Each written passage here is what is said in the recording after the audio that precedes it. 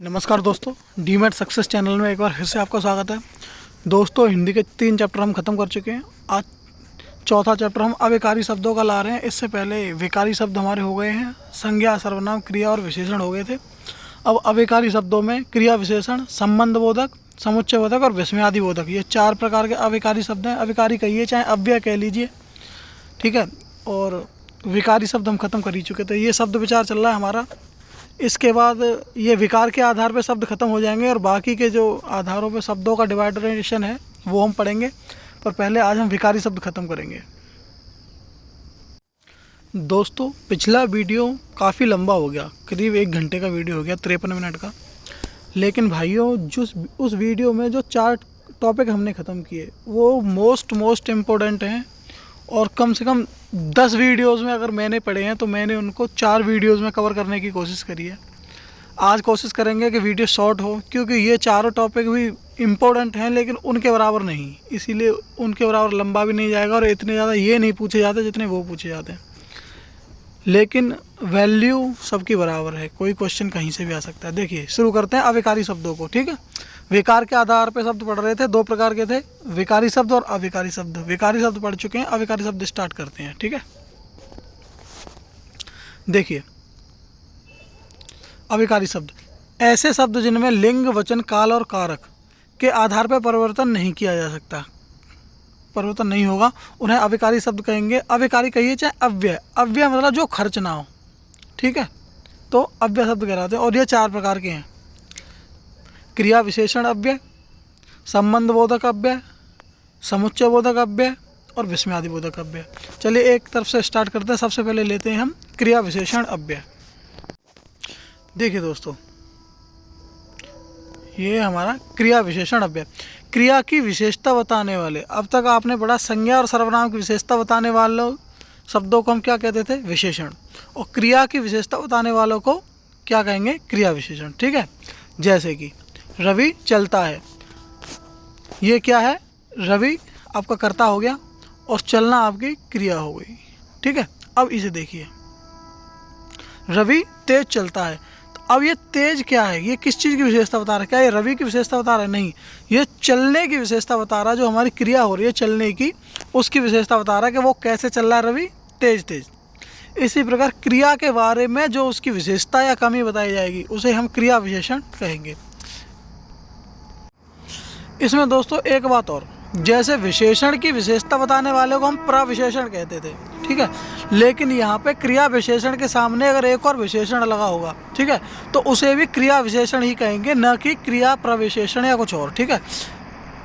एक क्रिया विशेषण दूसरे क्रिया विशेषण की विशेषता बताता है तो इसे भी क्या कहेंगे? क्रिया विशेषण, ठीक है, न कि क्रिया प्रविशेषण।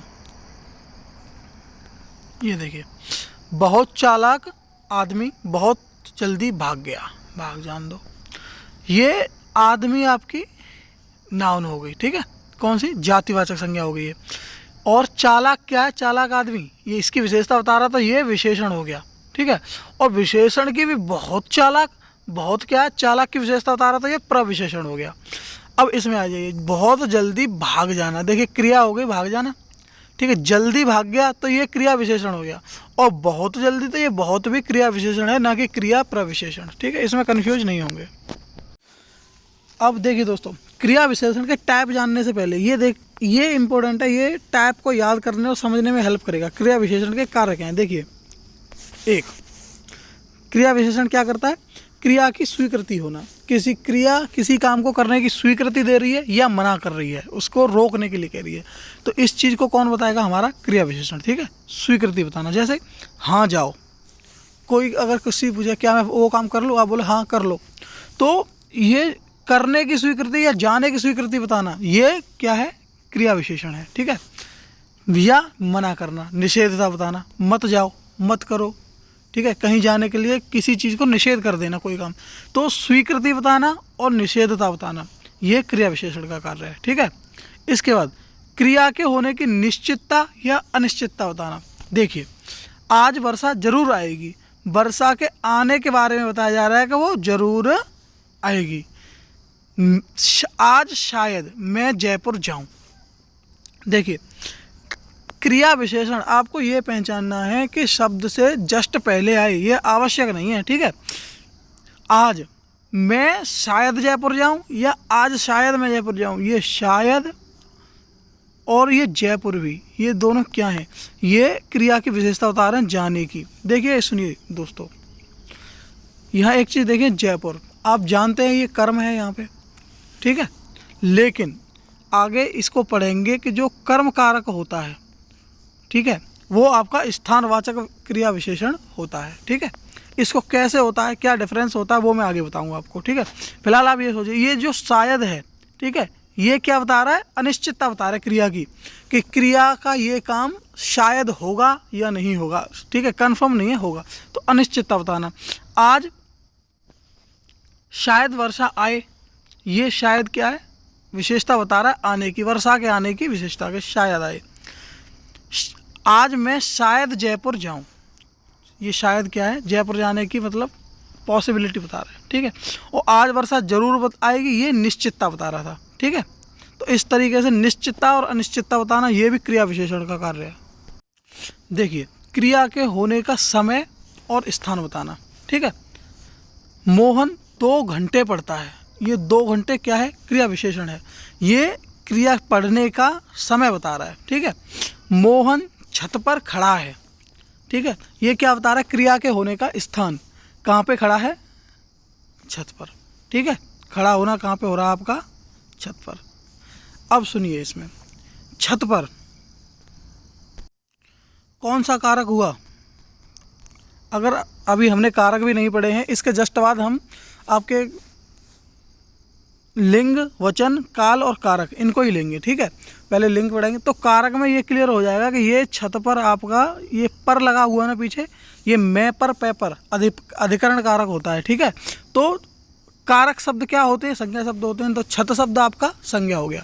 लेकिन जब इसके साथ इसकी विभक्ति जुड़ी हुई है, ये छत पर जुड़ा हुआ है, तो ये यहाँ पर आपका क्रिया विशेषण का कार्य करेगा और वाक्य में अधिकरण कारक, विभक्ति सहित अधिकरण कारक ही स्थानवाचक क्रिया विशेषण होता है, ठीक है। ये यहाँ मैंने नीचे इसीलिए नोट भी कर दिया है कि अधिकरण कारक ही स्थानवाचक क्रिया विशेषण होता है, ठीक है। इसके अलावा और क्या बताता है, देखिए, क्रिया के होने की दिशा बताना, ठीक है। किसी को बोलो, लाला इधर आ, सुन बेटा इधर आ, हम क्या बता रहे हैं उसे, दिशा बता रहे हैं, कम दिस साइड। सूर्योदय पूर्व दिशा में होता है, तो ये सूर्योदय के होने की दिशा बता रहा है, पूर्व दिशा में होता है, तो ये क्रिया विशेषण है आपका। क्रिया के होने की मात्रा बताना, इब्राहिम, कोई नाम ले लीजिए, Ibrahim is not necessary, Ibrahim खूब सोता है, ठीक है, सोने का वो बता रहा है, खूब सोता है। आप कह दो कम सोता है, कम पढ़ता है, कम खाता है, ठीक है, ये क्या है, क्रिया के होने की मात्रा बता रहा है, ठीक है। क्रिया के संपादित होने का ढंग बताना, क्रिया कैसे हो रही है। एसएससी जीडी की भर्ती फटाफट होगी, आप प्रिपेयर रहें, एसएससी जीडी हो चाहे कांस्टेबल हो, यूपी पुलिस कांस्टेबल की भर्ती 2023 में आ भी जाएगी और हो भी जाएगी, एटलीस्ट टेस्ट तो हो ही जाएगा।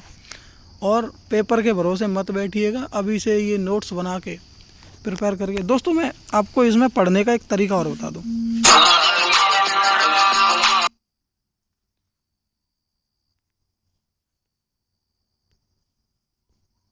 देखिए दोस्तों, आप ये जो मैं नोट्स बता रहा हूँ हिंदी के, इनको आप नोट डाउन जरूर करिएगा, पहले रफ में पढ़िएगा और फिर फेयर बनाइएगा इनकी, ठीक है। और जो मैं प्रैक्टिस सेट दूँ उनको आप फेयर मत बनाइएगा, उनको सिर्फ आप ऑनलाइन 1 बार 2 बार लगा लीजिएगा, ठीक है। ये चैप्टर पढ़ने के बाद ही वो जो टेस्ट पेपर की सीरीज होगी, क्वेश्चन आंसर्स की सीरीज होगी, उसको लगाइएगा, ठीक है।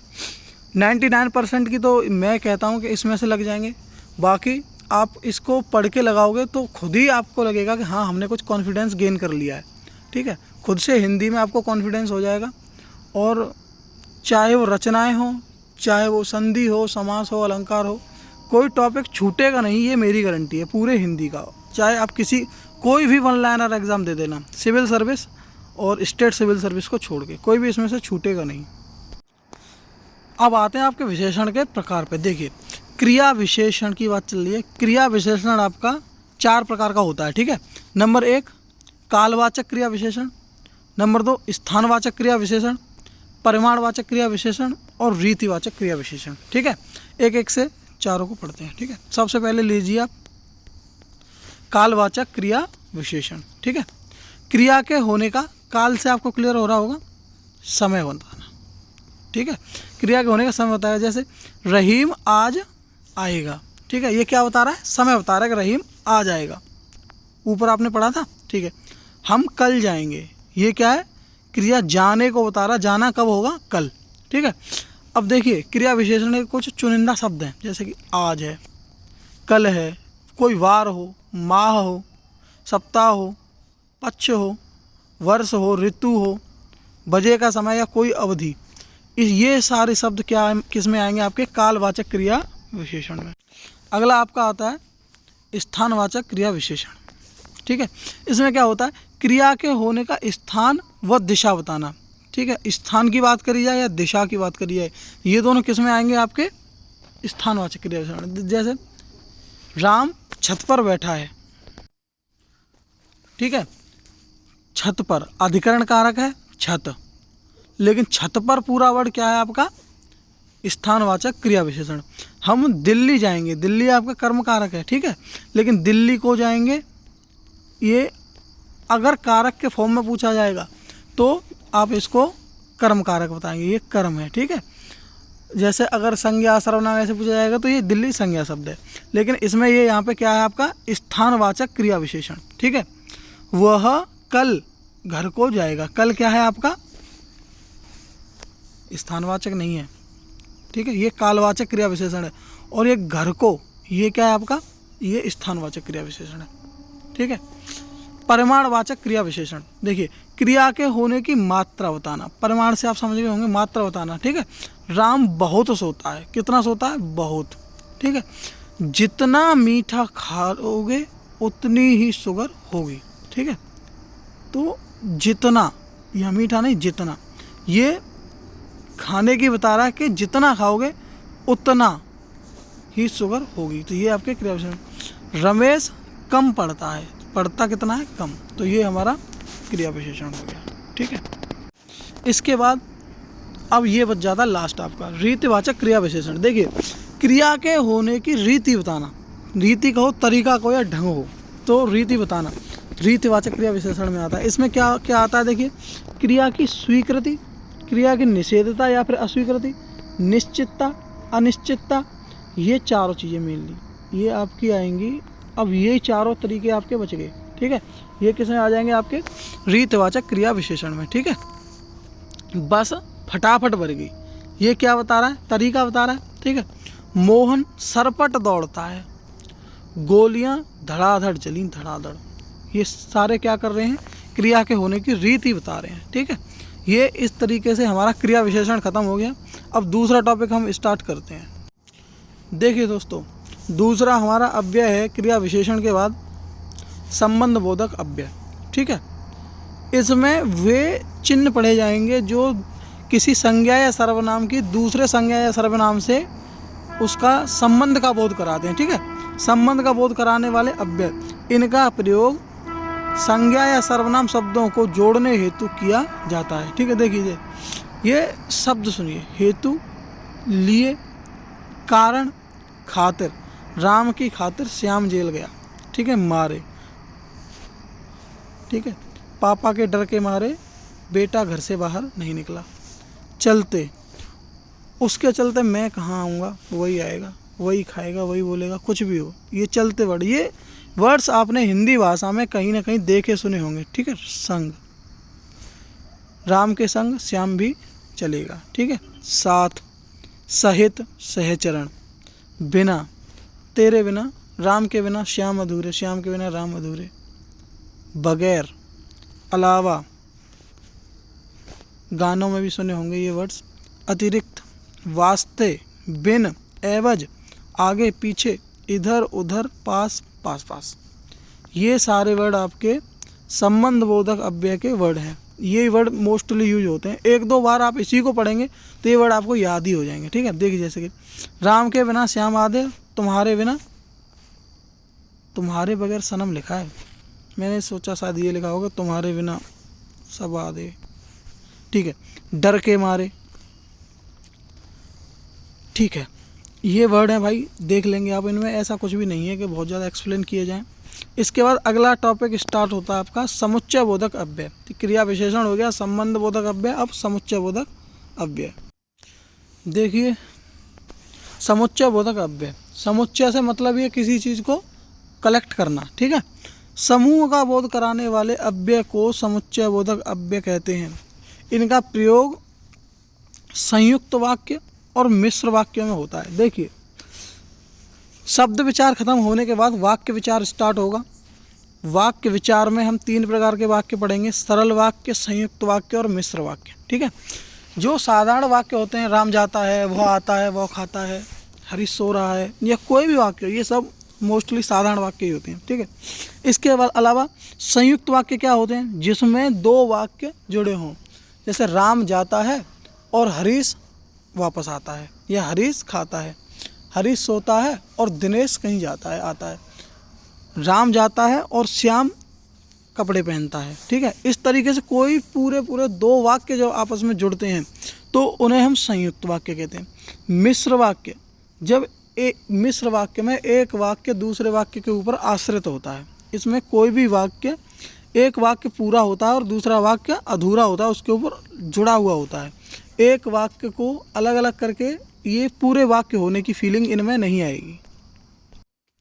जैसे अगर मैं बोलूं कि राम ऐसा है कि किसी की बात नहीं मानता, अब देखिए राम ऐसा है, क्या वाक्य पूरा हो गया? इससे फीलिंग आ रही है कि अभी हम कुछ और बोलने वाले हैं।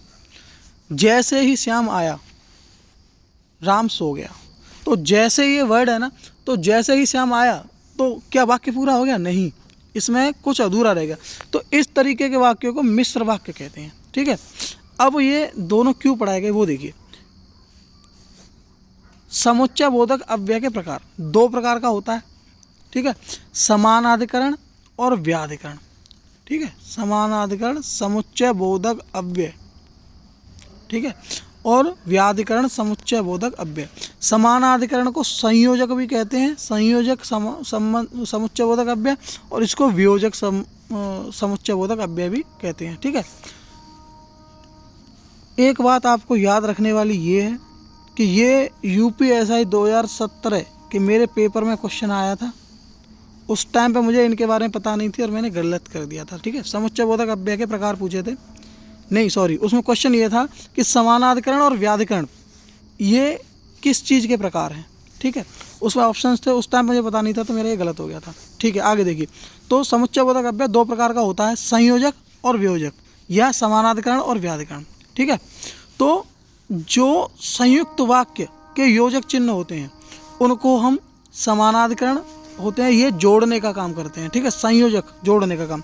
और जो व्याधिकरण होते हैं वो किसी चीज़ को अलग करने का काम करते हैं, ठीक है। जैसे कि ये जो मिश्र वाक्य थे, राम ऐसा है कि किसी की बात नहीं मानता, तो इसमें क्या है कि ये 2 सेंटेंस अधूरे थे, इन दोनों को अलग करने का काम जो कर रहा है, ठीक है, वो हमारा क्या है? मिश्र वाक्य, यानी वियोजक संबंध बोधक अव्यय है। और जो जोड़ने का काम कर रहा था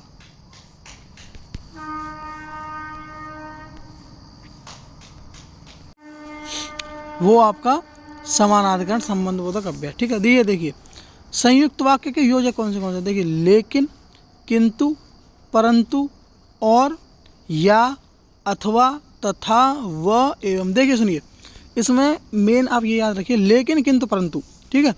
लेकिन, किंतु, परंतु हो गया।